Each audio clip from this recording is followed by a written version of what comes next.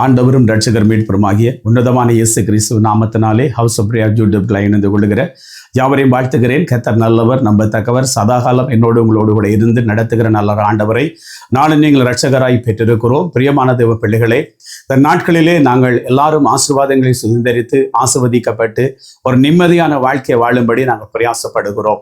எனவே இந்த நாட்களிலே நாங்கள் சில நேரங்களிலே என்னுடைய வீட்டை நான் எப்பொழுதும் ஆசீர்வதிக்கணும், என்னுடைய பிள்ளைகளை நான் எப்பொழுதும் ஆசீர்வதிக்கணும், என்னுடைய குடும்பம் எப்பொழுதும் ஆசீர்வாதம் இருக்கும் என்று நீங்கள் அதை அறிக்கை செய்து பெற்றுக்கொள்ளும்படி உங்களுடைய வாழ்க்கையை நீங்கள் மாற்றி அமைத்துக் கொள்ள தேவன் விரும்புகிறார். நீங்கள் அநேக எங்களுடைய பலவீனங்களாலே, எங்களுடைய இயலாமைகளாலே, எங்களுடைய தோல்வி மனப்பான்மையினாலே சில நேரங்கள் நம்ம வீட்டை பார்த்து நாங்கள் சபிக்கிறோம். சில நேரங்களில் பாருங்க, நம்ம வீட்டுக்கு போனவுடனே அநேகர் அறிக்கை செய்கிறோம், என் வீட்டில் நிம்மதி இல்லை, என் வீட்டில் சமாதானம் இல்லை, என்னோட வீட்டில் அப்படி பலவிதமான அறிக்கைகள். இதை நீங்கள் எல்லாரும் இனிமேலும் செய்யாதபடிக்கு ஜீவனுள்ள வார்த்தைகளை பிடித்து கொண்டு நீங்கள் அறிக்கை செய்து அதை நீங்கள் ஒவ்வொரு நாளும் உங்களுடைய வீட்டை ஆசீர்வதிக்கிற போது கர்த்தராகிய தேவன் அப்படியே ஆசீர்வதித்து நடத்துகிறவராய் இருக்கிறார். நீங்க சொல்லுங்க, என்னுடைய வீட்டில் எப்பொழுதும் சந்தோஷம் இருக்கிறது, எப்பொழுதும் சமாதானம் இருக்கிறது, எப்பொழுதும் நிம்மதி, இப்படிப்பட்டதான நல்ல வார்த்தைகளை ஒவ்வொரு நாளும் நீங்கள் அறிக்கை செய்யுங்க. சில நேரங்களில் பாருங்க, நாங்கள் குறைவுகளை மட்டுமே வீட்டில் சொல்லிக் கொண்டு இருப்போம். அநேக குறைவுகளை மட்டும் சொல்லி புலம்பிக் கொண்டிருப்போம். இந்த புலம்பல் எல்லாவற்றையும் இனிமேலும் சொல்லாதபடிக்கு நாங்கள் 2 சாமுவேல் புத்தகத்தில் 7ஆம் அதிகாரம் 29ஆம் வசனம் இப்படியா சொல்லுகிறது: இப்போதும் அந்த அடியானுடைய வீடு என்றென்றைக்கு முன்பாய் இருக்கும்படி அதை ஆசீர்வதித்தருளும். கர்த்தரான ஆண்டவராகிய தேவனீர் அதை சொன்னீர், உங்களுடைய ஆசீர்வாதத்தினாலே உமது அடியானுடைய வீடு என்றென்றைக்கும் ஆசீர்வதிக்கப்பட்டிருப்பதாக. இதில் சொல்லுகிறார், ஆண்டவரே, இப்போதும் அடியானுடைய வீடு என்றென்றைக்கு உமக்கு முன்பாய் இருக்கும்படி. அப்ப என்னுடைய வீடு ஆண்டவர் முன்பாய் இருக்கணும்.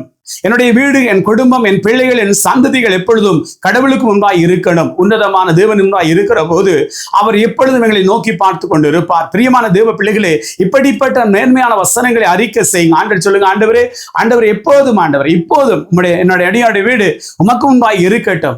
ஆண்டவருடைய ஆசீர்வாதத்தில் நிறைந்து இருக்கட்டும், உடைய செழிப்பினால் நிறைந்து இருக்கட்டும், உடைய மேன்மைகளை நிறைந்து இருக்கட்டும். இப்படிப்பட்ட வார்த்தைகளை இங்கு சொல்ல சொல்ல சொல்ல என் தேவனாகிய அப்படியே செய்து என்னை உங்களுடைய ஆசீர்வதித்து உயர்த்த உண்மை உள்ளவராய் இருக்கிறார். அதே பகுதியில் சொல்லுவார் பாருங்க, ஆண்டவர் இருக்கும்படி அதை ஆசீர்வதித்தருளும். எனவே கர்த்தராகிய ஆண்டவரே, நீ அதை ஆசீர்வதித்தருளும் என அவர் சொல்லுகிறார். ஆண்டவர், நீர் ஆசீர்வாதங்களை கட்டளையிடுங்க. அது சொல்லுவார், ஆண்டவர் இதை சொன்னீர். ஆண்டவர் பாருங்க வசனத்தை எப்படி அவர் பிடிக்கிறார். ஆண்டவர், இதை நீர் சொன்னீர், என் வீட்டை நீர் ஆசீர்வதியும், என் பிள்ளைகளை நீர் ஆசீர்வதியும், என் குடும்பத்தை ஆசீர்வதியும், என் தொழிலை ஆசீர்வதியும், என்னுடைய முயற்சிகளை ஆசீர்வதியும், என் பிரயாணங்களை ஆசீர்வதியும். ஏன்னா நீங்க சொல்லி இருக்கிறீங்க ஆண்டவரே, நீங்க சொன்னீர் ஆண்டவரே. அது சொல்லுங்க, தேவனீர் உடைய அடியானுடைய வீடு என்றென்றைக்கும் ஆசீர்வதிக்கப்பட்டு இருப்பதாக.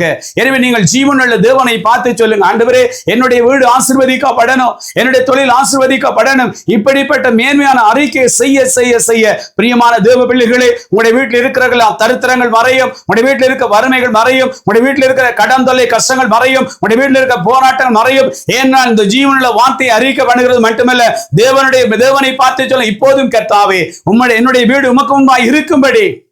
ஆண்டவர் முன்பாய் இருக்கும்போது அங்கு செழிப்பு உண்டாகும், ஆண்டவர் முன்பாய் இருக்கும்போது மேன்மைகள் உண்டாகும், ஆண்டவர் முன்பாய் இருக்கும்போது அங்கு நிம்மதிகள் பெருகும். எனவே பிரியமான தேவ பிள்ளைகளே, 122ஆம் சங்கீதத்தில் சங்கீதக்காரன் சொல்லுகிறார், ஆண்டவரே, அவர் சொல்லுகிறார், கர்த்தாவே, உன் அலங்கத்துக்குள் சமாதானமும் உன் அரண்மனைக்குள் சுகம் இருப்பதாக.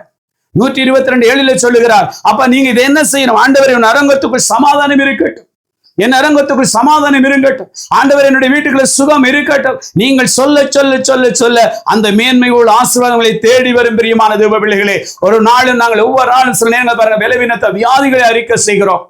ஒவ்வொரு நாளும் வியாதிகளை குறித்து சொல்லிக்கொண்டே இருப்போம். எனவே இந்த வியாதிகளை அறிக்கை செய்யாத விட்டு விடுங்க, அதை உங்களை விட்டு நீக்கி போடுங்க. உங்களுடைய வீட்டை சொல்லுங்க, என் வீடு அப்பா நிம்மதி இல்லை என்று வார்த்தை இனிமேல் எடுத்து போடுங்க, என் வீட்டுல சந்தோஷம் இல்லை வார்த்தை எடுத்து போடுங்க. சொல்லுங்க, ஆண்டவரே, என் வீட்டுக்குள்ள உடைய சமாதானம் இருக்கிறதப்பா, உடைய சமாதானம் பெருகட்டும், உடைய சமாதானம் மேன்மைகள் பெருகட்டும், என் வீட்டு சுகம் தங்கட்டும். இப்படியான வார்த்தைகளை சொல்ல சொல்ல சொல்ல அவர் அப்படியே செய்து என்னை உங்களை ஆசீர்வதித்து உயர்த்த உண்மை உள்ளவராய் இருக்கிறார். பிரியமான தேவ பிள்ளைகளே, ஒவ்வொரு நாளும் அதிகாலை எழுந்து முழங்கால் படிட்டு 2 கரங்கள் உயர்த்தி நீங்க சொல்லுங்க, ஆண்டவரே, தேவனின் அடியானுடைய வீடு என்றென்றைக்கும் ஆசீர்வதி ஆசீர்வதிக்கப்படுவதாக. அடியானுடைய வீடு என்றென்றைக்கும் ஆசீர்வதிக்கப்படுவதாக. தேவனுடைய அடியானுடைய வீடு என்றென்றைக்கும் ஆசீர்வதிக்கப்படுவதாக என்று சொல்லி பாருங்க. ஆசீர்வாதம் தேடி வரும், மேன்மைகள் தேடி வரும், உயர்வு தேடி வரும், சமாதானம் தேடி வரும், தேவனுடைய சுகம் தேடி வரும். பிரியமானவர்களே, ஆண்டுடைய வார்த்தையில் ஜீவன் உண்டு. அந்த வார்த்தை, ஜீவனுள்ள வார்த்தை உங்களுடைய வாழ்க்கையில் மாற்றங்களை கொடுத்து உயர்த்தும். இனிமேல் உங்களுடைய பலவீனமான வார்த்தைகளை எடுத்து போடுங்க. இனிமேல் பலவீனமான வார்த்தைகளை அறிக்கை செய்யாதீங்க. உங்களுடைய வீட்டை எப்பொழுதும் என்றென்றைக்கும் நீங்கள் ஆசீர்வதிக்க உங்களுடைய களஞ்சியங்கள் எல்லாம் நிரம்பி வழியும், உங்களுடைய பாத்திரங்கள் நிரம்பி வழியும், தேவ சந்தோஷம் நிரம்பி வழியும். எனவே நீங்கள் அவரை நோக்கி பார்க்கிற போது, அந்த வார்த்தையை நீங்கள் பிடித்து ஜெபிக்கிற போது தேவன் அப்படியே செய்வார். எனவே இந்த சத்தத்தை கேட்டுக்கொண்டு யாராக இருந்தாலும், ஒருவேளை உங்களுடைய குடும்பத்தில் பிரச்சனைகள் இருக்கலாம், போராட்டம் இருக்கலாம், நிம்மதியற்ற தன்மை இருக்கலாம், சமாதான குலைச்சலுக்கு எல்லாத்தையும் தீக்கப்பட்டு சொல்லுங்க, ஆண்டவரே அடியேன் வீடு என்றென்றைக்கும் ஆசீர்வதிக்கப்படட்டும். ஆண்டவரே என் வீட்டுகளில் சமாதானம் இருக்கட்டும். ஆண்டவரே என் வீட்டுகளில் சுகம் இருக்கட்டும். நீங்க சொல்லி பாருங்க, சமாதானம் தன்னால் தேடி வரும். பிரியமானவர்களே, உங்களை நீங்கள் உயர்த்துங்க தேவனுக்கு முன்பாக. அப்பொழுது தேவன் உங்களை ஆசீர்வதிப்பார். பிரியமான தேவன், உங்களுடைய வாழ்க்கையில குறைவுகள் எல்லாம் இனிமேல் அறிக்கை செய்யாதீங்க. என் வாழ்க்கை மாறும் என்று நம்புங்க. என் சூழ்நிலைகள் மாறும் என்று நம்புங்க. என் பிள்ளைகளை கர்த்தர் மாற்றுவார் நம்புங்க. அப்பொழுது தேவனீர் அடியானுடைய வீடு என்றென்றைக்கும் ஆசீர்வதிக்கப்படட்டும். நீங்க சொல்லுங்க, ஆண்டவரே நீங்க சொன்னீர், தேவனீர் சொன்னீர் என்னை ஆசீர்வதிங்க, தேவனீர் சொன்னீர் சமாதானத்தை கொடுங்க, தேவனீர் சொன்னீர் சுகத்தை கொடுங்க. கேளுங்கள், தேவன் நிச்சயமாய் தருவார். என்னோடு கூட தேவனை நோக்கி பாருங்க. நீங்க தேசத்தில் எந்த ஒரு பகுதியிலிருந்து கேட்டுக்கொண்டிருக்கலாம், இந்த வார்த்தையை பிடித்துக் கொள்ளுங்க. ஒருவேளை நீங்க சமாதான குலைச்சனால் நிம்மதி இல்லாமல் போராடி கொண்டிருக்கலாம் இருக்கலாம். இன்றைக்கு இன்று முதல் நீங்க அறிக்கை செய்து பாருங்க, நிம்மதி சமாதானம் உங்களை தேடி வந்து மேன்மைகளை கொடுத்து கர்த்தர் உயர்த்துவார். என்னோடு கூட தேவனை நோக்கி பாருங்க. எப்போதும் சொல்லுங்க, ஆண்டவர் இப்போதும் கர்த்தாவே என்னுடைய வீடு முகமாய் இருக்கட்டும். ஆண்டவரே நீர் ஆசீர்வதியும், கர்த்தராகிய தேவனீர் ஆசீர்வதியும் என்று கேளுங்க, நிச்சயமாய் செய்வார். ஒரு மனப்பட்டு நாங்கள் யாவரும் சேர்ந்து ஜெபம் பண்ணுவோம். பரிசுத்த நிறைந்த ஆண்டவரே, இந்த வேலைக்காமை நன்றியுள்ள இதயத்தோடு மை ஸ்தோத்தரிக்கிறோம்.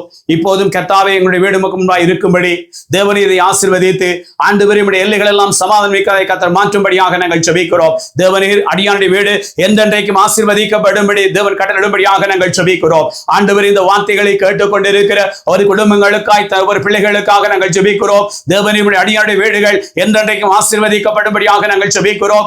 ஆண்டவரே குடும்பத்திலே சமாதானம் தங்கட்டும். ஆண்டவரே குடும்பத்திலே சுகம் தங்கட்டும். ஆண்டவரே நிம்மதி பெருகட்டும். ஆண்டவரே குடும்பங்கள் நல்ல உறவுகள் கட்டி எழுப்பத்தக்கதாய் தேவன் கிருபை பாராட்டும்படியாக நாங்கள் ஜெபிக்கிறோம். ஆண்டவரே உம்மை நோக்கி பார்க்கிற யாவரையும் பிரகாசம் அடைய பண்ணுகிற தெய்வம், ஆண்டவரே இந்த சத்தத்தை கேட்டு ஒவ்வொரு குடும்பங்களோட வாழ்க்கையிலும் பிரகாசம் உண்டாகட்டும், செழிப்பு உண்டாகட்டும், சமாதானம் உண்டாகட்டும். இவர்கள் தேடுகிற நிம்மதியை, இவர்கள் தேடுகிற சமாதானத்தை, இவர்கள் தேடுகிற சுகத்தை நீ கட்டளையிட்டு கரம் பிடித்து வழிநடத்தும்படி ஆண்டவரும் இரட்சகரும் மீட்பருமாகிய உன்னதமான இயேசு கிறிஸ்து கரத்தில் ஒப்புக் கொடுத்து ஜெபிக்கிறோம் எங்க நல்ல பிதாவே.